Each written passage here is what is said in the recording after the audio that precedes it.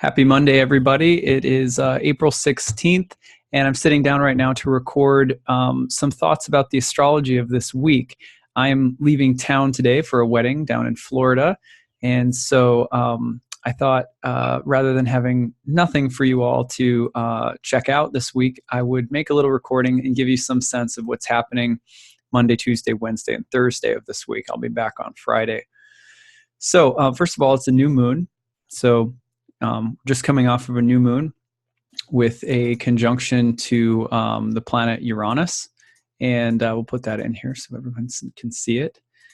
So I'll annotate. So there's the new moon that's coming just recently. It was like last night late. So you have a new moon conjoined Uranus, which means there's a signature of both newness in the air, which is common for the new moon, but also the signature of rebellion, doing something different, going against the status quo, being shocking, something that's disruptive, something that's like an aha moment or a kind of epiphany. These are all sort of Uranian themes. So it's a very powerful new moon. And so you might be feeling that today. The moon is in Taurus, so a little lighter Venetian energy with the moon today. But the big thing that's happening, of course, Mercury just turned direct. Now, just because Mercury turned direct doesn't mean that you're out of the woods yet with Mercury.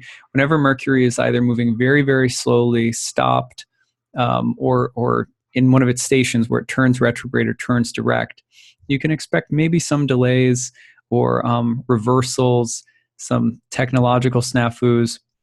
Our power was blinking on and off this morning. We're about to catch a flight this morning. So, I'm not going to flip out if anything doesn't go exactly as planned with mercurial things. Mercury is also square to Saturn for much of the rest of this month. This week, Mercury will be moving forward again and pressing into the square with Saturn. So you have to be careful about getting too rigid with the way that you think or communicate. This can be a kind of intense mental time. So, looking at mental blocks, issues with, feeling mentally heavy or tired or lethargic or burnt out. Also having a short temper or a short fuse or being sort of controlling or trying to dominate people or sort of feeling like other people are trying to persuade or dominate you in a way. That's all the push and pull of Saturn and Mercury in these signs, Capricorn and Aries, which can be very intense signs. So patience, be cool-headed, take your time. It's a great time to plan careful strategies and to think through things very carefully. So that's a powerful transit that's coming they're basically here for the rest of the month. Now, the other transit that's perfecting in the next 2 days, if you'll see, it's actually today and tomorrow really, is Venus is going to be opposite Jupiter. So here you can see Venus is opposite Jupiter in the sky, and those are the two benefics. So those are the planets associated with life and growth in the plant kingdom. Ancient astrologers associated both Venus and Jupiter with hot, moist qualities, and hot heat and moisture are the qualities needed for plants to grow. So there's a kind of an old association with the benefics and things growing, things becoming big, things, and they're auspicious planets. They're planets that are related to things like pleasure and faith and goodness and virtue and bigness and art and culture and being liberal or broad or open-minded, harmonious, favoring things that are beautiful and noble and grand. So all this is very nice qualities in the air. However, they're in an opposition with one another. So you want to be careful because there can be grandiosity, there can be exaggeration, indulgence, things kind of going over the top. So you want to be very careful of that, and pride and ego getting a little bit big. We can especially think of ourselves as pretty special because of the good things that we do. For example, in my astrology practice, nobody ever comes in saying, I'd really like to know about all the good things that are going to happen to me so I can really guard myself from losing my head. Most people come in and they say, I want to know, what are the challenges coming so that way I can be prepared. But when good things happen, oh, well, that's my blessing. That's my good fortune, right? So everyone's very willing to, uh, get carried away with the good things, get really excited and sort of attached to the good things. But if there's a difficult transit, people often say, well, what can I do to avoid that? Or what can I do to change my fate? Or, something like that. So we have to be equally careful about not getting swept away with the good planets, the quote unquote good planets. I kind of chuckled a few days ago. I made a recording about Venus and Jupiter, and I said, it's grand, getting carried away, indulgence, da da da. And I realized, oh, this week, one of my wife's friends is getting married, and she's having her marriage at Disney World. So by God, for this transit, I'm going to be with my 2.5-year-old daughter at Disney World. That's not my exact idea of a good time these days. So I'll be delighted to see her happy, but it's also like, okay, I've got, we go to the aquarium a lot, my daughter and I, and as you're walking out, you kind of have to face the gift store. You sort of like have to have an encounter with this treasure chest of like really expensive teddy bears and, all sorts of aquarium items.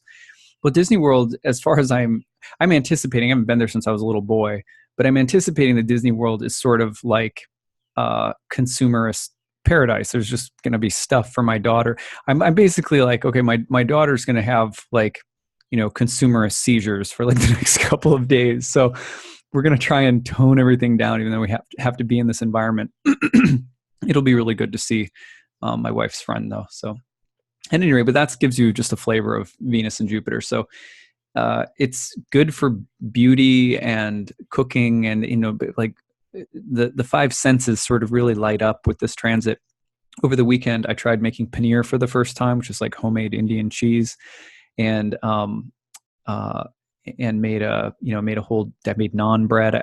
I went nuts. I was like, why am I doing all of this? It's like went to town making that. I was like, oh right, Venus opposite Jupiter.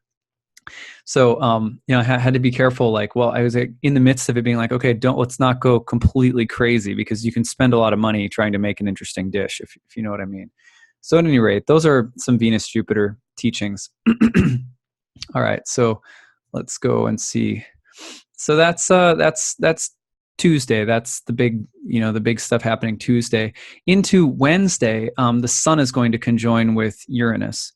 Now that's a pretty big deal, because the Sun-Uranus conjunction is very explosive. It's all about discovery, rebellion. It's sort of fierce and hot and potentially sort of agitating. I looked at the temperature when I'm going to be in Florida. It's like high 80s that day. I was like, oh gosh, I can just picture, someone in line really, throwing down the resistant or defiant, like, I will not take this, I will not have this. So you can get a lot of that.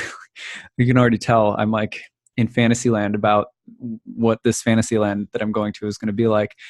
But Uranus and the sun, a lot of epiphanies, a lot of breakthroughs, also power and rebellion, dramatic things happening to people in power. Like the sun is like leaders and kings and things like that. So you may see some really defiant or rebellious behavior, or you may feel like you want to, really individualistic moment. This is coming through on Wednesday. So and there's also a lot of aha moments that just kind of like realizations that can come, like getting plugged into a greater electric board or something. So at any rate, that's sort of what's happening. And then on Thursday, the sun is moving to transition into Taurus, which is going to start changing the whole vibe. We've had a lot of Aries energy for a while. As that transition happens on Thursday, we're just less than a month away now from Uranus changing signs into Taurus as well. So the whole tenor is about to shift and become a lot earthier. So at any rate, that's coming on Thursday this week. The only other thing that's probably worth mentioning, I mean, there's always lots of stuff to mention, but Tuesday, tomorrow, Venus will also be trine to Pluto. And so that there's, Venetian stuff in the air and Jupiterian stuff. There's a dash of Pluto. So some depth, some power, some intrigue, getting deeper into things, looking at the hidden side of pleasure, we're accessing a deeper level of intelligence with regard to pleasure, art, beauty. So there's a level of Venus and Jupiter that can be rather superficial, but with a nice sort of Plutonian breeze coming through here, and Mars pressing into Pluto as well, there's deeper issues that are stirring. And luckily, with sextiles and trines from Pluto to Jupiter and Venus, this should be, it shouldn't be too provoking. But once we get later into the month, when, for example, about the April 26th, Mars and Pluto are conjoined, and that's a very explosive moment we'll be talking about. So there is something building here, and that's on par with, Mars pushing toward Pluto as we go through all of this. So at any rate, this has just been a little update to give you some things to think about as I'm gone this week. I hope you all have a very nice week, and you can expect to hear back from me again on Friday. Okay, take care, everyone. Bye.